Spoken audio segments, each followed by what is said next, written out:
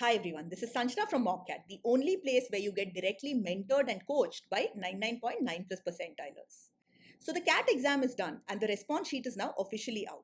The next step is going to be getting the CAT scorecard where you will have your normalized score as well as your percentiles overall and sectional percentiles. So here is what is the next step for each of the IIMs and the other top B schools. So let's start out with the IIMs. So the top IIMs, Ahmedabad, Bangalore, Calcutta, Lucknow, and so on, Blackie as we call them, will be having a written ability test, a WAT or an AWT, followed by a personal interview. These will typically be physical interviews, so these could be in your city or the nearest metro.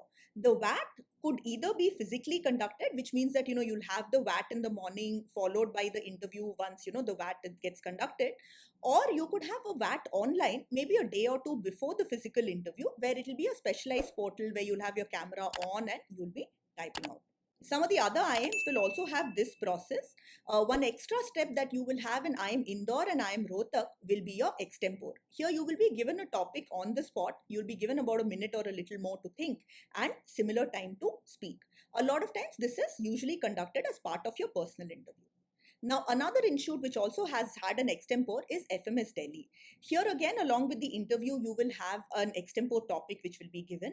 And one more thing which they will have is the discussion on the statement of purpose. So the SOP is something which you filled as part of the form, and they will have a discussion.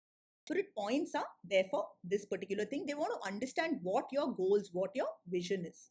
Now, before we get to the other IIMs, let's look at some of the other top B schools which also accept the CAT score. So we've spoken about FMS. Next, let's talk about SP Jain. Their process is very interesting where they are going to have group interviews in 2 rounds. So whether you are shortlisted in the profile-based shortlist or in the profile cum percentile-based shortlist, you are going to have a group interview with 3 more people, and typically there will be some similarity in your profile. So this could be what you've studied, where you're working, or some other aspect that is common. Once your first round of group interviews done, you'll typically get to know pretty soon if you are going to be shortlisted for the second round. And then you're going to have the second round where again you will be in a group, and again there will be some similarity in profile. Now they actually put quite a bit of effort into this. I remember for one of our students, the round 2 interview, he had 3 more people where all 4 of them had volunteered in some form for a female focused NGO. So that's how much in depth they've gone into your form and your profile. And you've of course seen the form with a lot of questions. Next, we come to the CAP IIMs as they are called. So they are called the CAP IIMs because they conduct what is a common admission process. So all of these institutes are going to have one joint interview. Typically, they've not had a WAT. It is just this one interview. So this interview is very important because this one interview can literally get you into about 10 IIMs. Now, the remaining IIMs will have some variants of this process. Either they will have only an interview or they will have an interview and a WAT.